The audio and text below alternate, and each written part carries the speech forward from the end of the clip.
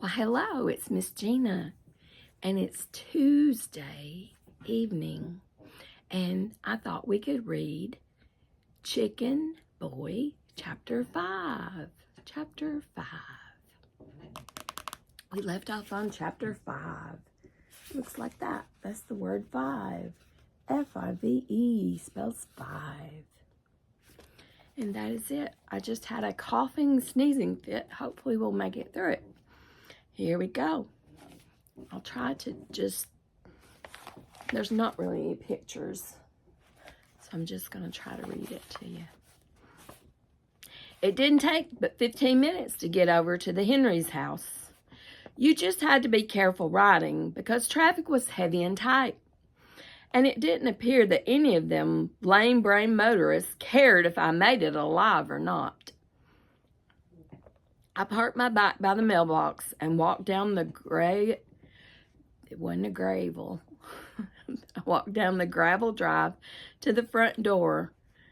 First time in a long time I've gone over to somebody's house. I was feeling nervous about it. I didn't even know what I was supposed to say. What reason was I there for? I was worrying this over. Apologize in advance. Worrying this over and hadn't even knocked yet when Henry opened the door. I came to see the chickens, is what I decided on for my opener. We're on page 33. You've come to the right place, is what he replied. Out back of Henry's house was a barn and some sheds and a chicken coop that he could tell was new. That you could tell was new. He could probably tell too, but it says that you could tell was new. As soon as we got a few feet from it, the chickens caught wind of us and started walking in our direction. They want to know if we've got food, Henry exclaimed. To them, the world's one big chicken restaurant, and we are merely waiters. He was wearing his usual baggy outfit, only this time the shirt he had on was like an auto mechanic's, with a little white badge over the left pocket that said Dexter.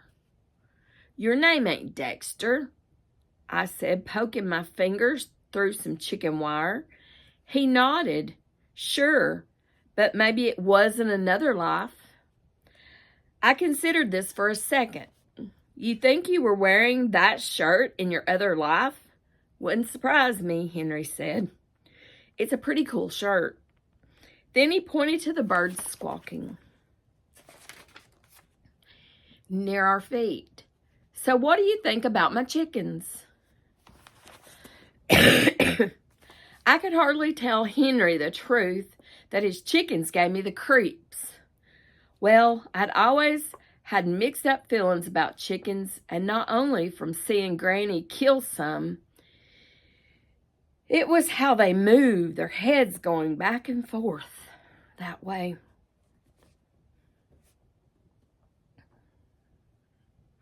There's something sort of lizardy about a chicken, prehistorical, I guess you'd call it, like they don't quite belong in the modern world. Maybe I felt the same way myself sometimes, but that didn't mean I was going to start buddying up with a bunch of birds. They're pretty, huh? Henry nodded to a chicken over in the corner. They're pretty, huh?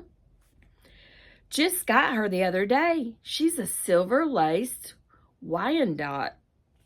Wyandotte? I'm not really sure. I've never heard of that. He walked past the gate into the yard and picked up the chicken. It really did look like it had a silver lace over its feathers. Zuzu, Zuzu, shooby-dooby.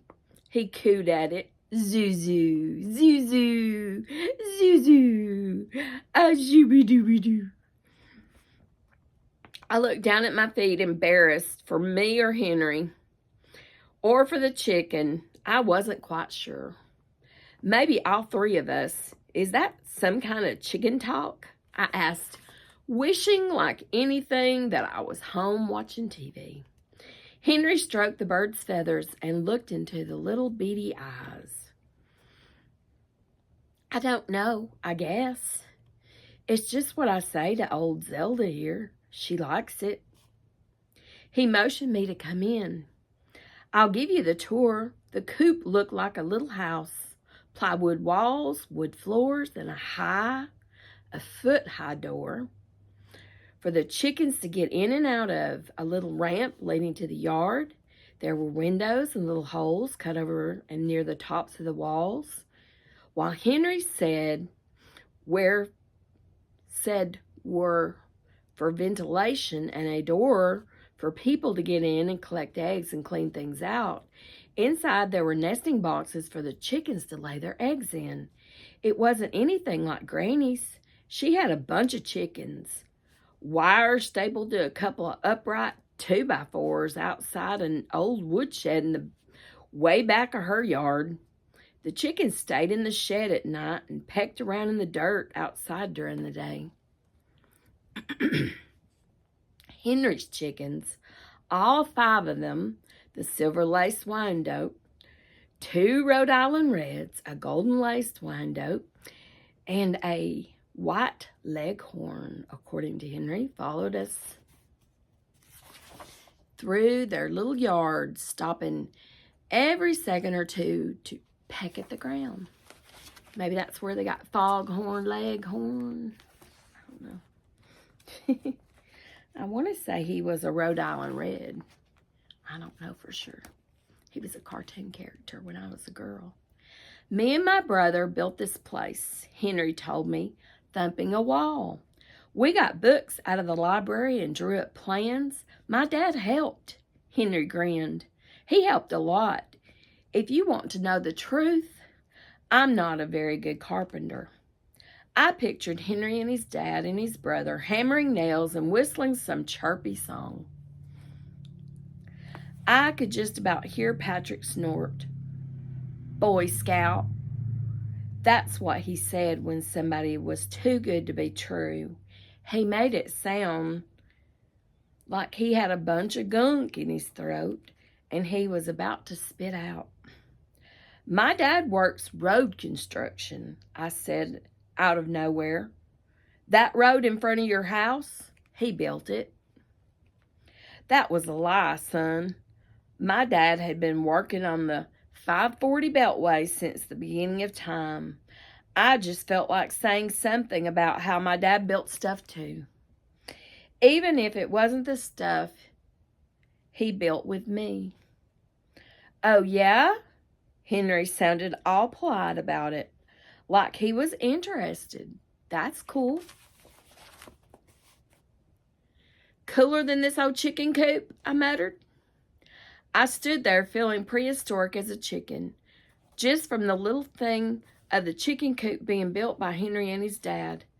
I didn't understand it all. Yeah, I mean, a road's really important. Henry seemed like he was flashing for the right thing to say. You must be really proud of your dad. Now, to show you all over the place I was. When Henry said that, I got this big feeling in my chest I got sometimes when I thought about my dad. So now I had the big chest feeling on top of the Boy Scout snort feeling and the prehistoric chicken feeling. You can bet I was ready to go home, son. My head was spinning so bad. But just as I was trying to figure a way out of there, this little kid came flying through the backyard, waving a clipboard at us. You didn't take the eggs, did you? He yelled, and at first I thought he was yelling at me, like I was some famous egg thief. Calm down, Harrison, Henry said, as the kid skidded to a halt in front of us. We didn't get the eggs yet. You can still do your tallies. I was going to make tally marks. Make little lines, tell him how many eggs he gets. Harrison took a second to catch his breath. He fanned himself with his clipboard. You could tell me and Henry were brothers. They both had that color of hair that's not quite blonde and not quite brown, wheat colored, I guess you'd call it. And they had brown eyes that almost looked Chinese. Henry was a lot taller and more filled out than Harrison. On the other hand, Harrison's clothes pretty much fit him, and he wore his shirt tucked in. "Who are you?"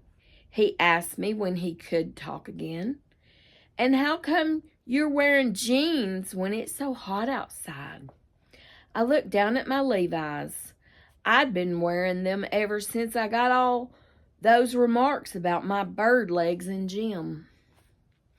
It wouldn't have been so bad if I didn't hear bark, bark, bark, bark, bark, bark, bark, bark, bark, bark, bark. Okay, stop with the chicken. In my own head, every time I caught a glimpse of my niece. No way I was going to say all that to Harrison, though. "I don't know, just am," is what I told him. "Oh," he said, like that was good enough.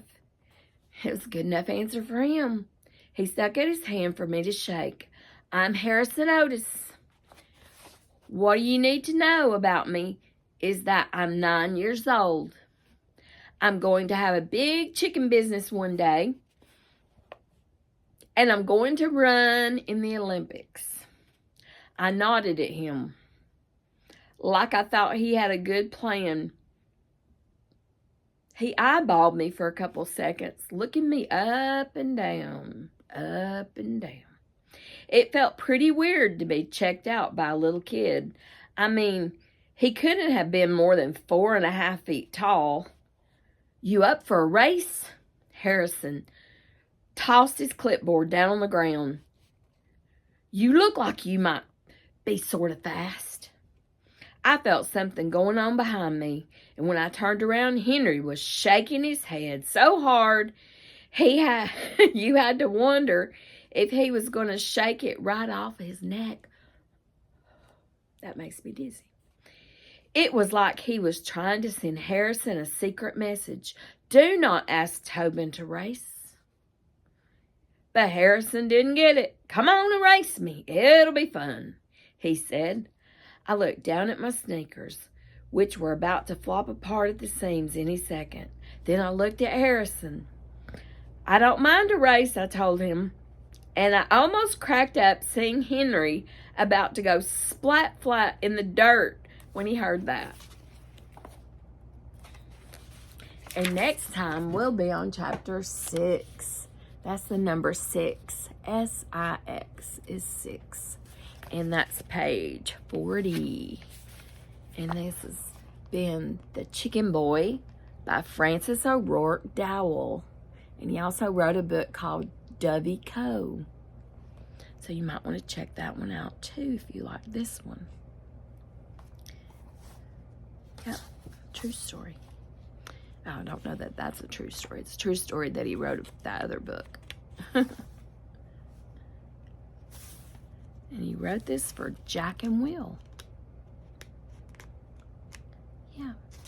So I want you to remember to read more in 2024 and grow your brain. And I'll see you next time. And don't forget the EEP spells eep. And if you put a B in front of it, you got beep, eep.